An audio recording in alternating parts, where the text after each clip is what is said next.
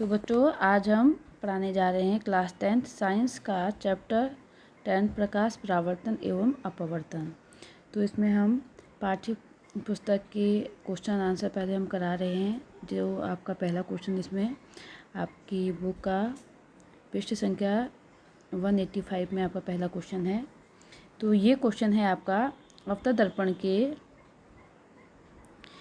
दर्पण के मुख्य फोकस की परिभाषा लिखिए।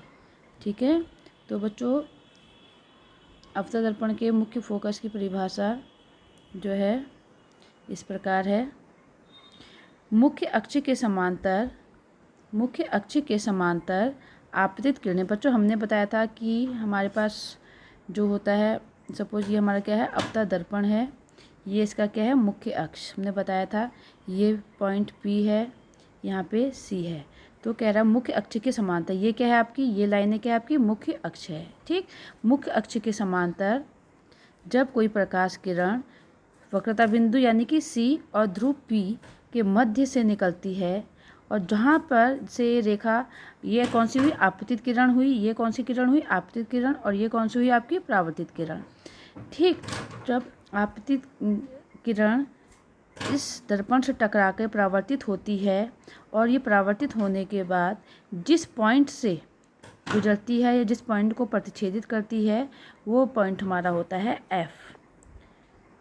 ठीक, और इसी बिंदु को हम अवतल दर्पण का फोकस, मुख्य फोकस कहते हैं। ठीक है, इसी प्रकार हमने उसमें भी लिया है। इसी प्रकार हमारा जो है बच्चों उत्तल दर्पण में भी होता है ना।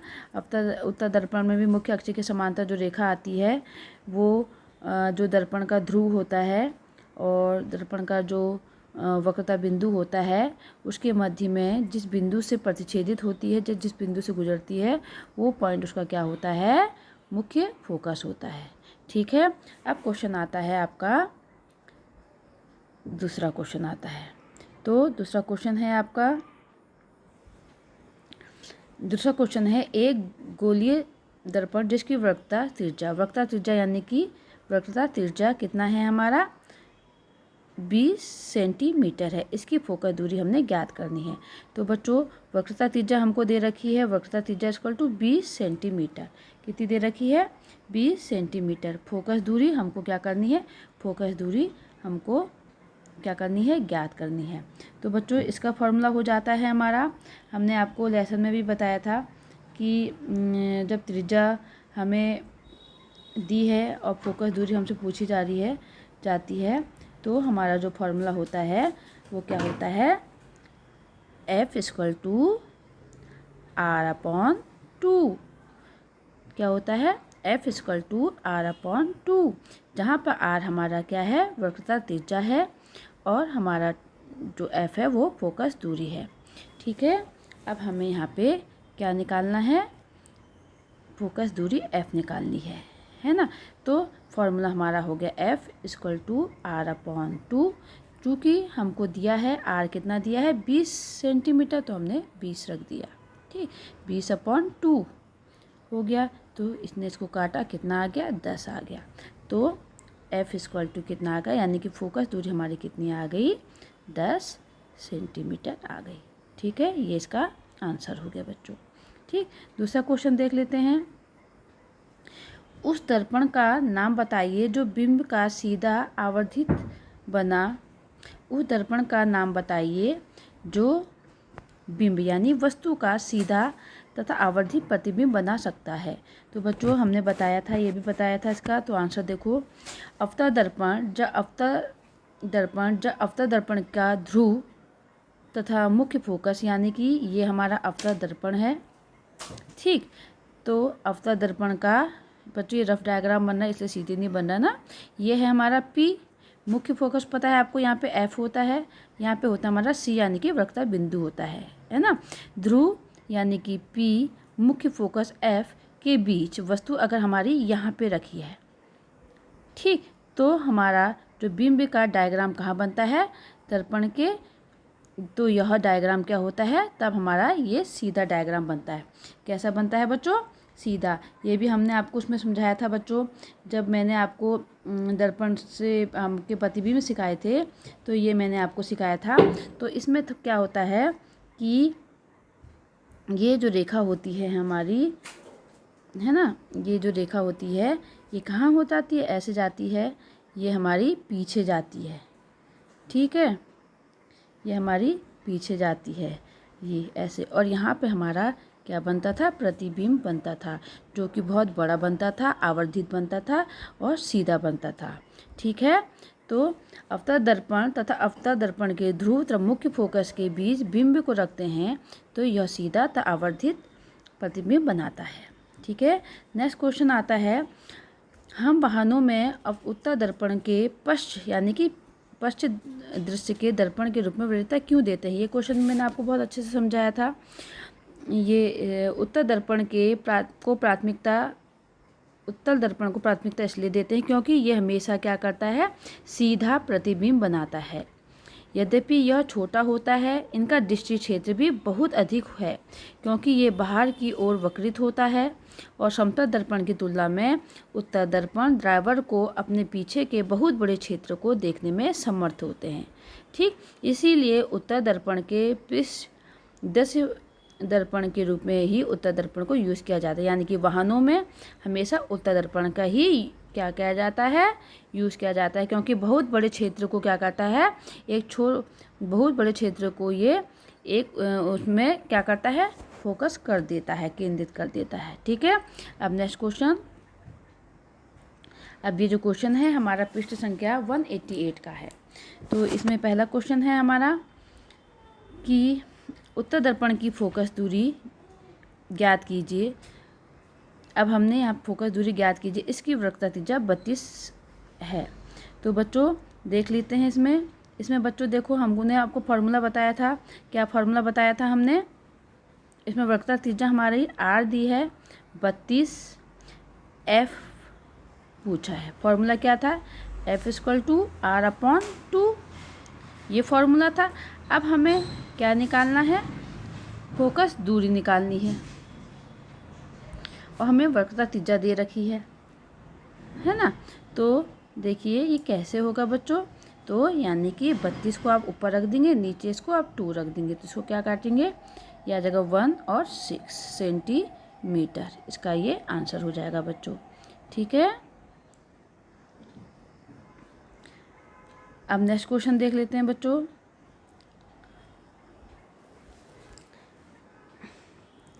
कोई अवतल दर्पण अपने सामने, कोई अवतल दर्पण है, अपने सामने 10 सेंटीमीटर दूरी पर रखे किसी बिंब का 3 गुना आवर्धित बड़ा वास्तविक प्रतिबिंब बनाता है, तो प्रतिबिंब दर्पण से कितनी दूरी पर होगा?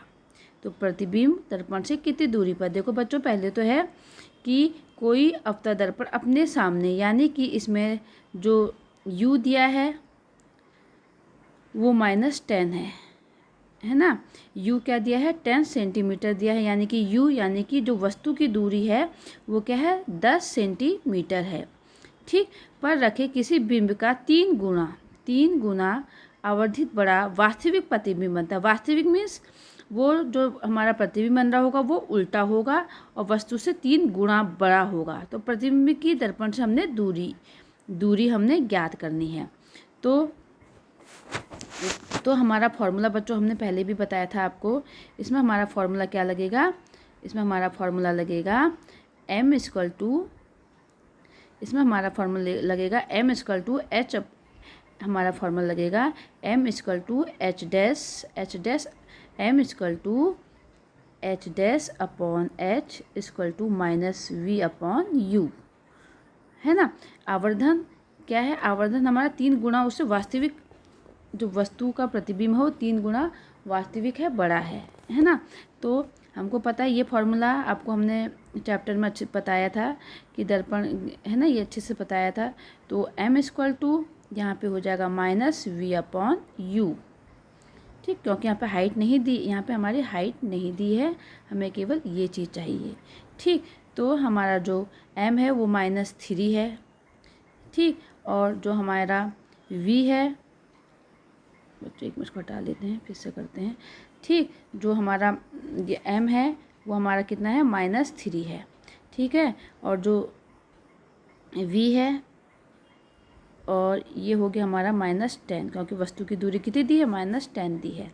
ठीक, तो -3 = v/10 हो गया बच्चों। ठीक है, क्यों, क्योंकि ये इससे ये कैंसिल क्या होगा, ये इससे कैंसिल हो गया। ठीक है, तो क्या हो जाएगा आपका 3 = v/10।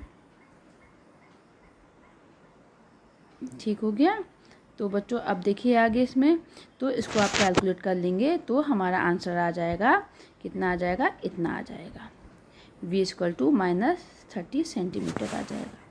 ठीक है, तो प्रतिबिंब दर्पण के सामने 30 सेंटीमीटर दूरी पर स्थित होगी। ठीक, अब नेक्स्ट क्वेश्चन हमारा जो कि पृष्ठ संख्या 194 पर है। वायु में गमन करती प्रकाश की एक किरण जल में तिरछी प्रवेश करती है। क्या प्रकाश किरण अभिलंब की ओर झुकेगी अथवा अभिलंब से दूर हटेगी, बताइए क्यों। प्रकाश किरण अभिलंब की ओर झुकेगी क्योंकि प्रकाश की किरण वायु जो कि एक विरल माध्यम से जल जो कि वायु की तुलना में अघन सघन है में प्रवेश करता है, तो ऐसी स्थिति में प्रकाश अभिलंब की ओर को झुकेगी।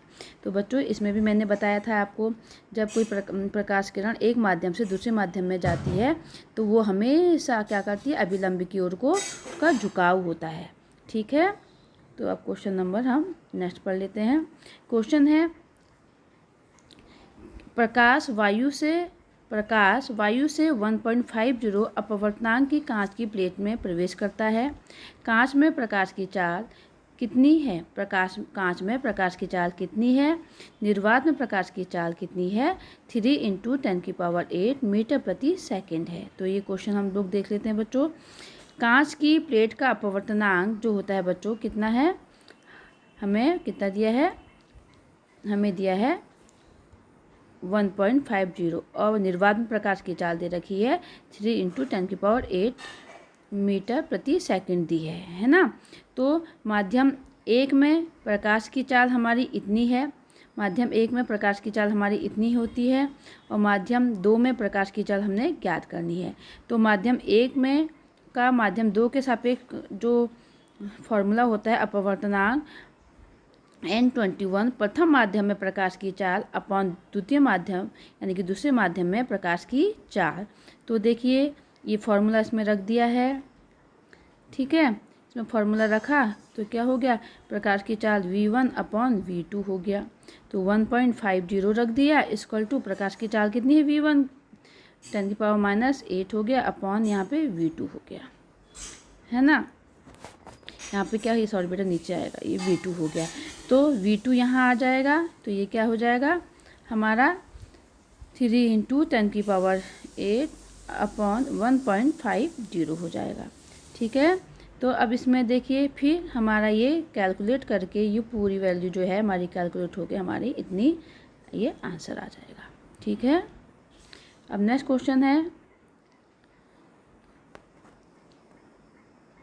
बच्चे, यहाँ पे सारणी नहीं दी है तो ये क्वेश्चन आपको मैं स्कूल में बुक से ही पढ़ाऊँगी। ठीक है,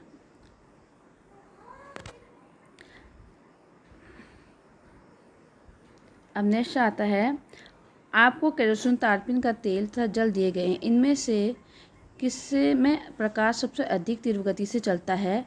सारणी 10.3 में दिए गए आंकड़ों का उपयोग कीजिए। बच्चों इसको भी मैं आपको क्वेश्चन बाद में कराऊंगी क्योंकि हमारे पास समय सारणी अवेलेबल नहीं है। ठीक, नेक्स्ट क्वेश्चन देखो बच्चों, हीरे का अपवर्तनांक 2.42 है, इस कथन का अभिप्राय क्या है। तो इस कथन का अभिप्राय है कि हीरे का जो अपवर्तनांक है 2.42 है, इस कथन का अभिप्राय यह है कि हीरा का जो प्रकाशिक घनत्व है वो क्या है, अधिक है, जिससे यह कठोर पदार्थ है जिसमें प्रकाश की चाल सबसे कम होती है। ठीक है, तो और नेक्स्ट क्वेश्चन आता है, किसी लेंस की एक डायोप्टर क्षमता को परिभाषित कीजिए। क्वेश्चन मैंने आपको बताया था, बहुत इम्पोर्टेंट है। तो देखिए क्या है, यदि किसी लेंस की फोकस दूरी 1 मीटर है तो इसे लेंस की क्या होगी, क्या कहेंगे, एक डायोप्टर क्षमता कहते हैं। ठीक है, नेक्स्ट क्वेश्चन आ जाइए बच्चों। इसमें देखिए, कोई उत्तल लेंस किसी सुई का वास्तविक तथा उल्टा प्रतिबिंब इस लेंस में 50 सेंटीमीटर दूर बनाता है। यह सुई उत्तल लेंस के सामने कहाँ रखी है? यदि इसका प्रतिबिंब उसी साइज का बन रहा हो जिस साइज का बिंब है, लेंस की क्षमता भी ज्ञात कीजिए। तो देखिए बच्चे, ये उत्तल लेंस का दिया है। उत्तल लेंस में प्रतिबिंब वास्तविक और ये क्या है, उल्टा है। क्या है, वास्तविक तरह उल्टा है। ठीक है, तो प्रतिबिंब यानी कि V की दूरी, देखिए प्रतिबिंब है यानी कि हमें ये 50 सेंटीमीटर दिया है ना। बिंब की ऊंचाई जो है हमारी, और प्रतिबिंब उसी ऊंचाई का बना है जिसका, यानी कि हमारा जो H डैश है वो हमारे H, यानी कि जितनी हमारी प्रतिबिंब की ऊंचाई होगी उतनी हमारी बिंब की ऊंचाई होगी। ठीक है, अब ये क्वेश्चन कह रहा है कि यदि प्रतिबिंब वास्तविक और उल्टा है तो हमारा H डैश अपॉन H यानी कि -1/1 = 1। तो लेंस का फॉर्मूला क्या होता है, ये होता है आवर्धन का =V/U होता है। तो इसमें हम इसकी वैल्यू रख लेंगे। वैल्यू देखिए हम कैसे रखते हैं, इसमें हम जो है -1 हमारा आया था, ये हमारा दिया है और ये U हो गया। तो इसको कैलकुलेट करा तो ये U हो गया हमारा माइनस इतना निकल गया। U की वैल्यू हमारी -50 निकल गई। ठीक है, अब इसको हम लेंस के फॉर्मूले यानी कि किस में रखेंगे, 1/f = 1/V -1/U में रख देंगे। 1/f = 1/50 जो कि हमको वस्तु वो दिया है, और ये वस्तु जो कि अभी निकला है और ये हमको किसमें, प्रतिबिंब की दूरी हमें दी है। ठीक है, तो ये दोनों की वैल्यू यहाँ पे रख दी। ये माइनस और माइनस से प्लस हो गया, तो इनको कैलकुलेट करा तो ये हमारा क्या आ गया, इतना आंसर आ गया बच्चों, यानी कि F = कितना आ गया, 25 सेंटीमीटर आ गया। ठीक है, अब फोकस दूरी भी ज्ञात करनी है। फोकस दूरी कितनी निकली हमारी, 25 निकली। फोकस दूरी हमारी कितनी निकली, 25। F फोकस दूरी हमारी 25 निकली। ठीक है, तो देखिए इसमें फॉर्मूला रख दिया हमारा, फोकस दूरी 25, तो इसको मीटर में, सेंटीमीटर में था तो मीटर में चेंज करा, अपॉन 100 करा तो ये आ गया 0.25 मीटर आ गया। लेंस की क्षमता का फॉर्मूला होता है 1/f, तो =1, ये है ही पहले से है, और जो F है उसको हमने यहाँ पे रख दिया। ठीक है, तो ये हमारा आंसर आ गया, कितना आ गया, 4D आ गया। तो लेंस की क्षमता हमारी इतनी आ गई। ठीक है, नेक्स्ट क्वेश्चन है हमारा, 2 मीटर फोकस दूरी वाले किसी अवतल लेंस की क्षमता ज्ञात कीजिए। ठीक है, तो इसमें हमारा F दिया है, 2 मीटर दिया है। अब हमको क्या निकालनी है, क्षमता निकालनी है। तो क्षमता का फॉर्मूला हमारा 1/f होता है, तो 1 हमें ये दिया है, F ही है, और ये -2f, यानी कि जो अवतल दर्पण की फोकस दूरी है मैंने आपको बताया था -2 होती है, माइनस में जाता है तो -2। तो ये कैलकुलेट करके आ गया -0.5 D यानी कि डायोप्टर। तो लेंस की क्षमता -0.5 हो गया। ठीक है, अब बच्चों अभी आज इतना ही कराते हैं, बाकी अभ्यास का आपको नेक्स्ट वीडियो में कराएंगे। ठीक है।